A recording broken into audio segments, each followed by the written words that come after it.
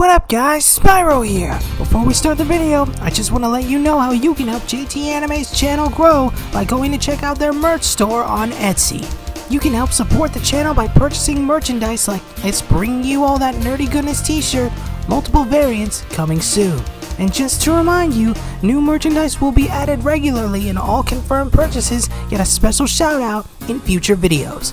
You can also support them at their Buy Me a Coffee page where they'll soon be offering membership exclusive content such as new videos and more of their original and upcoming content like JT Anime and Nerd's new Pendragon Knights of the Round, one of many stories in JT Anime's new superhero universe.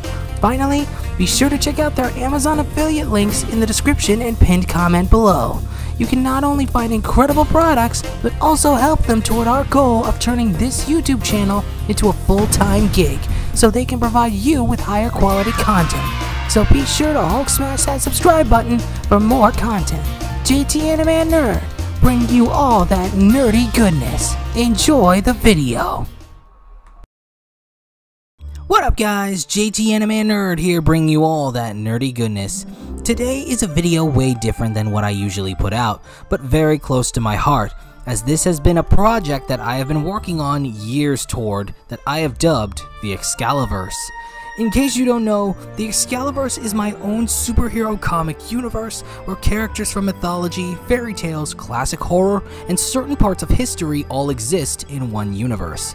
The idea stemmed from thinking about characters based on mythology like Thor from Marvel Comics or Wonder Woman from DC Comics, one from Norse mythology and one from Greek mythology, and thought that if they could adapt their own version of mythological characters into their own superheroes, why not adapt mythology itself into a superhero universe? In this version of Earth, which people of this world call Gaia, it's a mix between each country's versions of what would essentially be considered their ancient or medieval era. The most modern parts of this version of Earth would be America in its Wild West era, and half of England in its Victorian era, cut off from the rest of it that still lives in its medieval era.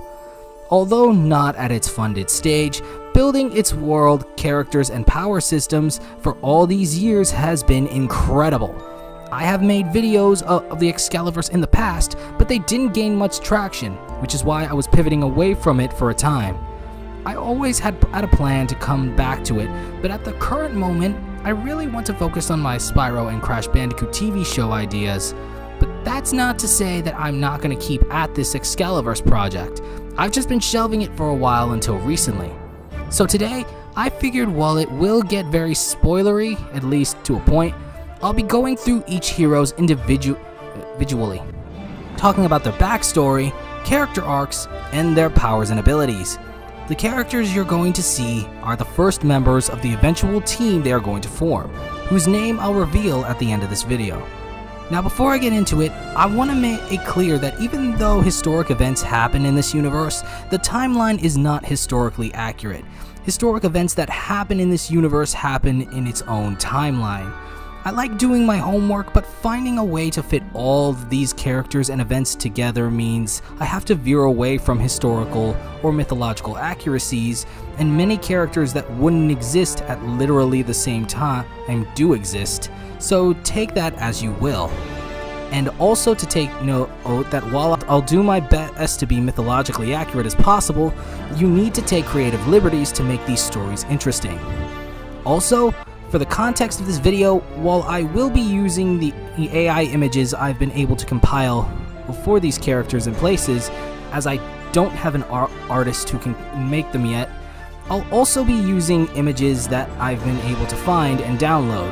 So just a disclaimer, I do not own all of the images you see in this video. I also don't own any of the music, so without further ado, let's step right in to the Excaliverse.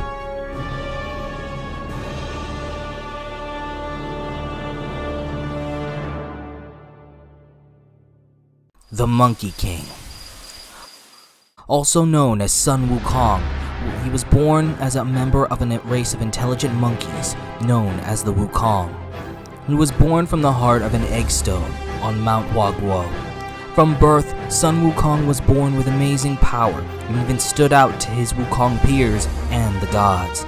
especially when he shot heat vision from his eyes. Years later, Sun Wukong would fearlessly jump into a waterfall that many of the Wukong feared, leading them to declare Sun Wukong as their Monkey King. From there, if we went over his whole backstory, we'd be here all day, but let's just say he became so powerful and such a problem that he made enemies of the Chinese pantheon of gods. At the peak of his power, the only one who could stand against Sun Wukong was Buddha, who challenged Sun Wukong to a contest in exchange for achieving the Jade Emperor's position. Sun Wukong was tasked with somersaulting to the edge of the universe, and so jumped toward the mountain at the edge of it, only to find out that it was the Buddha's finger. After losing the contest, Sun Wukong was sealed away under a mountain, with his powers being suppressed by a golden circlet. Sun Wukong would forever be left within the mountain until a young monk would find his way to him, giving him a chance at finally beginning his story toward redemption with a slight journey to the west.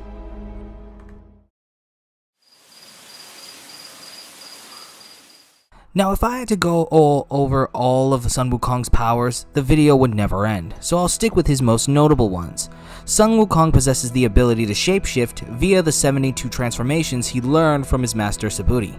He also learned how to clone himself by removing single strands of hair and having them shapeshift into multiple versions of himself. With the golden headband off, he could create limitless copies, but with the headband on, he could create at least about 50. Along with his martial arts prowess, Sun Wukong can harness Qi, which is the energy source that stems from the body. Qi allows Sun Wukong to attain even more superhuman feats. Now, despite having layers of immortality, Sun's immortality is cancelled out by his golden circlet, aka the golden headband, which hinders his true power to the point where he's mortal, so he can basically die. Also, fun fact, he is the one who teaches Robin Hood martial arts in their first crossover. Sun Wukong's Ryu Jingu Bong, his main weapon, possesses the ability to change its size at its master's will, allowing it to grow to even planetary size.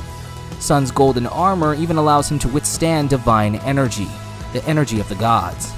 And as stated before, Sun Wukong possesses heat vision, which stems from his Qi. Sun Wukong can also stand on clouds thanks to his mastery over the control of his Qi. In the end, Sun Wukong's power is almost limitless.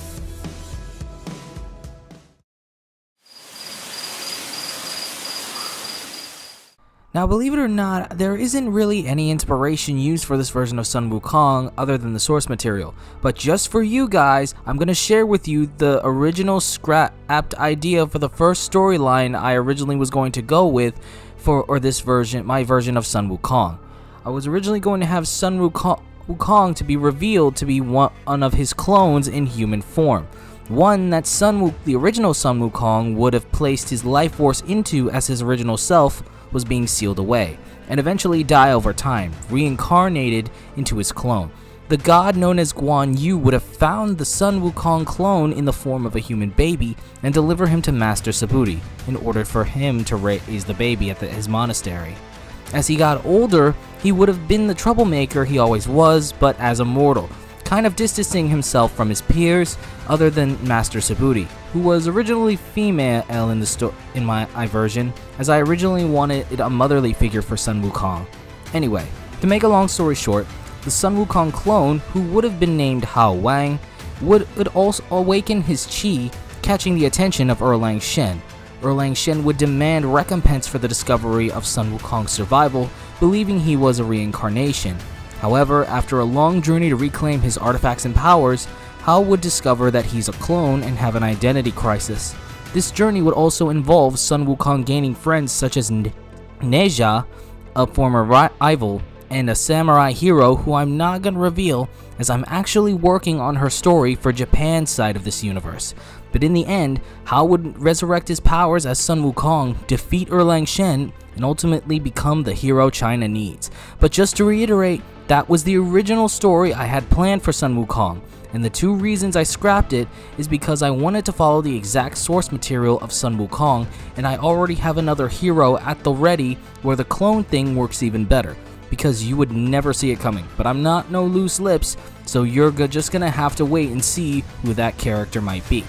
At the end of the day, Sun Wukong's story is ultimately meant to be about a child who needs to grow, not just for the sake of himself, but for the sake of others.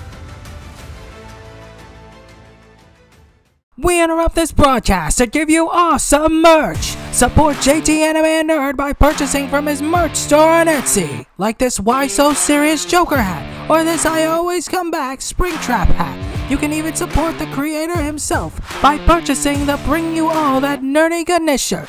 Multiple variants coming soon. Supplies may be limited, but new merch is added regularly. You can visit the shop by clicking the link below in the description and pinned comment section. And if you make a purchase, let us know in the comments below and we'll be sure to give you a shout out with every purchase at the end of each video. Enjoy JT Anime Nerd, bringing you all that nerdy goodness. And be sure to Hulk smash that subscribe button if you wish to see more of JT Anime Nerd's videos. Thanks for watching! Now before we move on to our final hero of this video, I have to first tell you guys that her story revolves a lot around religion, so if you guys are easily triggered by that kind of stuff, I suggest you either skip her backstory or just not watch it entirely. But now let's move on to the last main member of the eventual superhero team. Arc. Born as Jeanne d'Arc, I hope I got that name right, in the nation of France during what's known as the 100-Year War, the war between France and England, Jeanne lived the peasant's life, unable to live a life of her own. She didn't even know how to read or write, but everything would change on her 13th birthday, where she began to see visions of the future, where she led the armies of France against England. In this case, at least, it would be against Prince Edward, also known as the Black Prince due to his pitch black armor, which is the villain of Jeanne's storyline. Jeanne believed these visions were divine in nature and were messages from angels, as angels appeared in these visions. In response, Jeanne felt that it was her mission to tell the heir to France's throne. However, they didn't believe her at first, as despite her faith, the thought of visions coming from God were nighly outrageous. But Jeanne was persistent, and after 1 year, she would be brought and tested to see if her visions were true. She was brought to Charles VII, who was suspicious at her from the start, but decided to disguise himself to test Jeanne's foresight, as she wouldn't know what Charles looks like. But the moment she got there, she got Charles's identity right on the spot. Many tests would follow suit afterwards, but Jeanne would eventually be proven trained to lead the armies of France against England's forces. In the end, not only would she lead France's forces to battle, but she would also stand side by side with the legendary Three Musketeers. And I just want to note, this is before their newest member, D'Artagnan, came into the picture. A bit of a spoiler, but not really, she would succeed in defeating the Black Prince and the English army from destroying France, ultimately becoming France's first sort of superhero known as Joan of Arc, or the Arc, as they call her. However, Joan's life would begin to take a big fall after being captured by the English in the aftermath of a heated battle. In the end, the English would decide to desecrate her holy image by accusing her of heresy due to dressing like a boy and hearing voices that could potentially be diabolical in nature. By the end of it all, she would be accused of witchcraft and sentenced to death by fire. However, what appeared to be an execution ended up being a farce, as Joan would be inevitably saved by the Three Musketeers behind the scenes. It would only be after this that Joan decided to live her life in the shadows and allowed the world to believe that she was dead.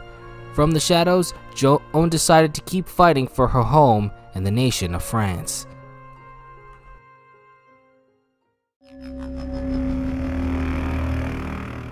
Now let's move on to her powers and abilities, which actually explain the visions and voices in her head. Joan of Arc is actually a psychic, one of many in this universe. To detail her powers, Joan of Arc is capable of foresight, which explains the visions, as well as temporal telepathy and mind reading. She can even harness psionic energy and imbue it into her armor and weapons, kind of like Psylocke or Gambit from the X-Men. Now notice how I said temporal, not worldwide or universal. Well, that's because psychics in this universe are more connected to time itself. Psychics are actually more or less tied to the Sisters of Fate from Greek mythology, but it's less about them and more about what they protect, which is the fabric of time. The fabric of time is a single strand of golden energy that represents time itself in the Excaliverse, kinda like the sacred timeline in the MCU. However, with it being an actual fabric of temporal energy, it can let loose threads of individual time via alternate timelines. But it's not just timelines of different futures, but it can also expand into micro-strands representing a living being's individual timeline, which is none other than the life strand that the Sisters of Fate are meant to cut when a mortal's time is done. The endless threads of life strands that are weaved together are known as the weave, which is the collective of the life strands of every single mortal being in the universe.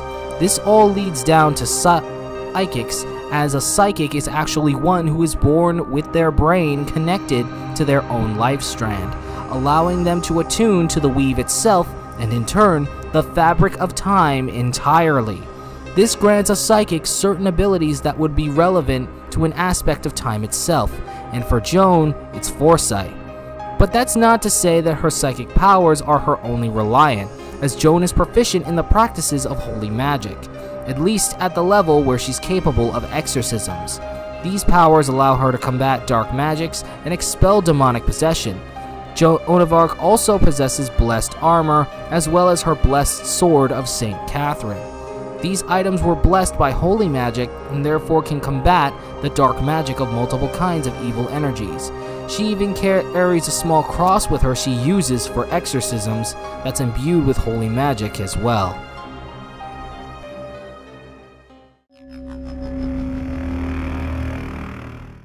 Now, as implied, Arc's powers were inspired by psychics from the X-Men series, as I wanted to put a cosmic mythological twist on the psychics of this universe, which I honestly don't think get as much recognition these days as they used to in superhero media.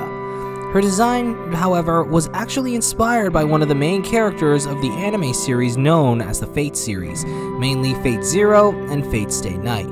The main character being that of Arturia Pendragon. She has a tomboyish apparent medieval look that I feel works perfectly for this version of Joan of Arc. When it comes to Joan's story, it's all about a girl trying to find her place in this dark world, as well as having to learn what faith truly means.